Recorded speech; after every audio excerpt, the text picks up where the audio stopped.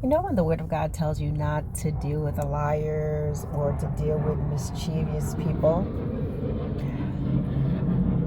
Guys, there's like fighter jets flying overhead. um, there's a reason for that.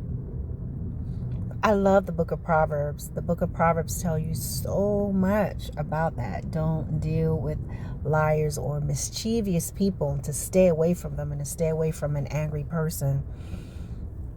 But I just wanted to really stress that, guys.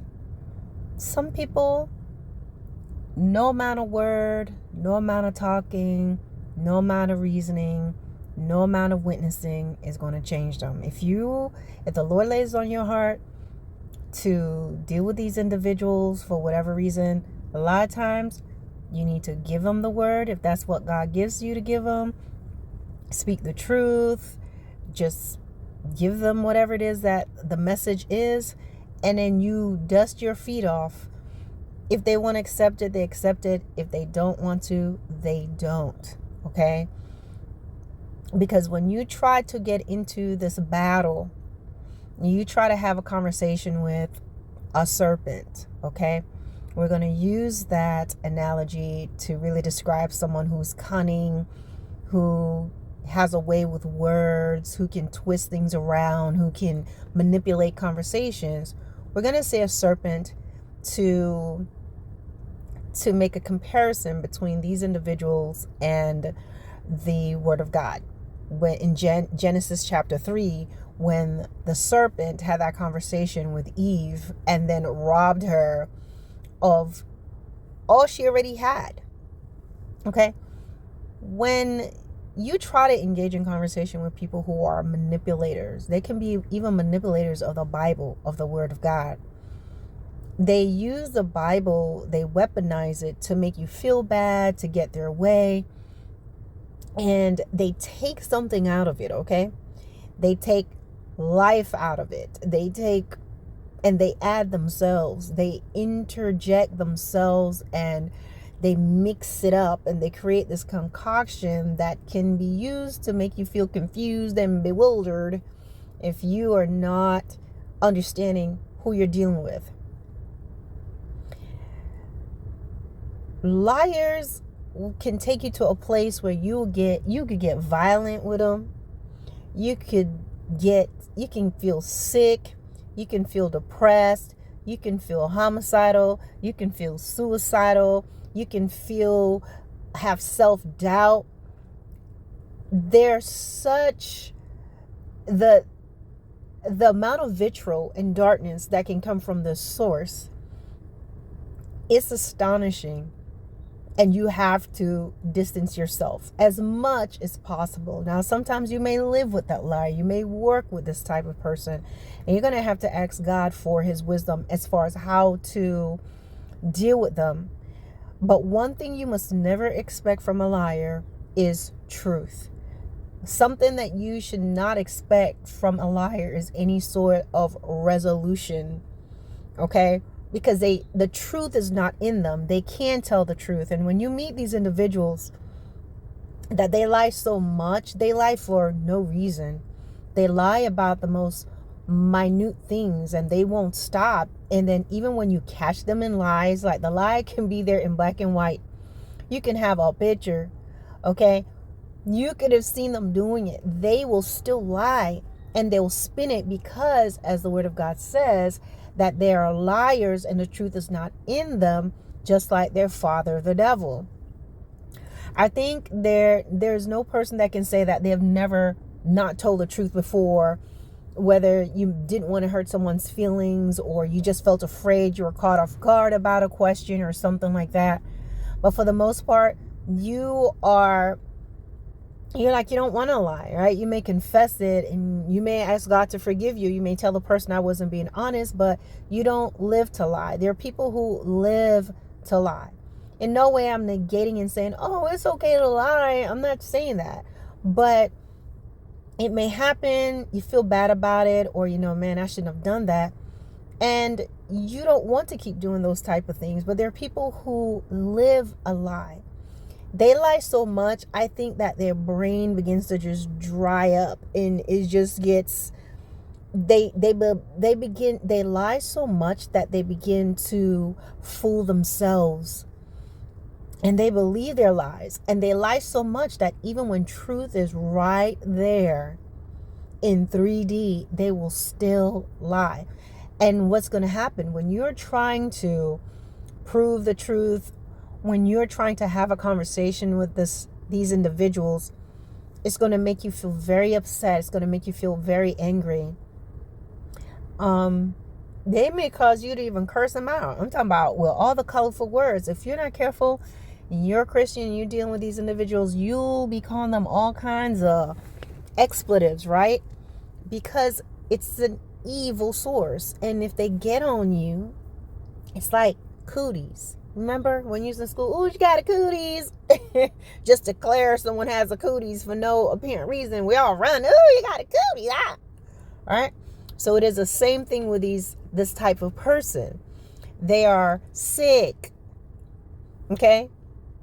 It's weird to see a person that just lies, because they'll be saying something. If you catch them, they double back, and they're like, no, I didn't say that. And you're like, yeah, you did. You just say that. Let me tell you how bad they are. These are individuals, and I've dealt with a person like this before, where you literally have to record the conversation so that you can play it back to yourself, so you know they said what they said. And you know what? If you play that conversation back to them, they'll swear up and down, no, I didn't say that. No, that's not me. It is a horrible thing. A lying tongue. The tongue. Okay, the Bible talks about the tongue, and talks about where a tongue that is out of control can set the world on fire. There was even a description in the Bible that talks about how a small rudder can control a large ship in the direction it can go.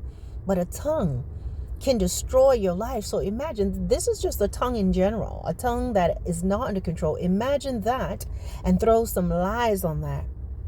Imagine the damage that can be done. There are a lot of people who have died because of liars. There are people who have lost their lives. Who have lost their jobs, who have lost their positions. There have been friendships that's been destroyed because of liars. Marriages that's been dissolved, relationships that's been absolved because of liars. There are people right now who have their reputation has been destroyed. They've lost their business. They've lost their children behind liars. There are people who are registered as being violent or sexual offenders because of liars. So you have to think and understand how dangerous a liar is. And the longer you try to keep them in your life, the more destructive they will become. You become isolated because they'll start to lie to other people. Understand that there are liars who have been investing in their lives for some time. And what they will do, they'll just go around and tell a bunch of lies on you, just because they'll go to work and lie. They go to church and lie. They go to the neighbor and lie. They go to your friends and lie. And they'll be telling them all these little things about you for a long time. They'll go to them every day and make up a story that you've been doing this and you've been doing that. And what are they doing? I've done a video about this before. What they're doing is they're building a case. So when they decide to do whatever they're going to do, whether they want to break up the marriage or they're cheating or whatever it is, all of a sudden they're going to go to all these people that they've been talking to for years. And these people can maybe write a statement for them. And people, we must be very careful, the people that we just believe in writing statements when you've seen nothing for yourself. The biggest thing is, if you have never seen anything for yourself, or you just pick up the phone, someone's like, oh, look what's happening, right? You don't know the full context of the situation. But for the sake of this conversation right now, we're going to talk about how you didn't hear the whole story.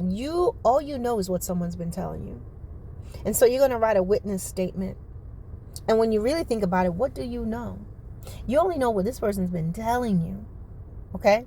And I'm not saying that in some cases it's not the truth, but you have to think about it. You've never seen certain things. You've never witnessed certain things. And unfortunately, there are people who lie so much that it makes it hard for true victims. So you'll have this person that will take their line to a whole different level.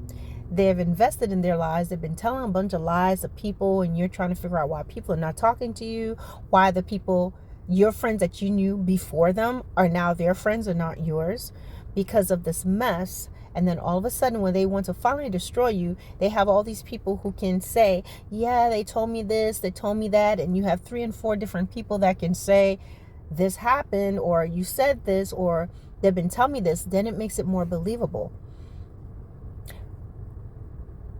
When it comes to liars, guys, I will tell you this: back away slowly. Back away slowly and don't turn your back to them. If you're living with this person or you're in a relationship with them, pray, ask God, and see the best way that you can leave.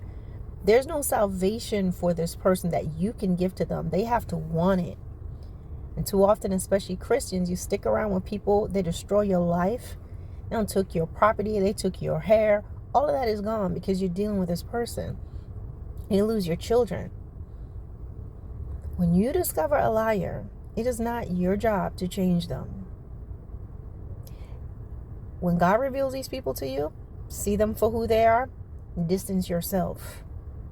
You don't have to explain anything to them. Don't try to explain anything to a liar. You can't. They are evil through and through. They have a darkness in them. It makes them blind. It makes them they're literally obtuse to any sort of truth. And it's not because they're victims, but they chose this. And the thing about lying is that it's a double-edged thing. The thing about lying is that as you're lying on other people, you poison yourself. So the moral of the story is, there are certain people that you have to distance yourself from them. And they have to be willing to do that work to change and to turn away from their wicked ways.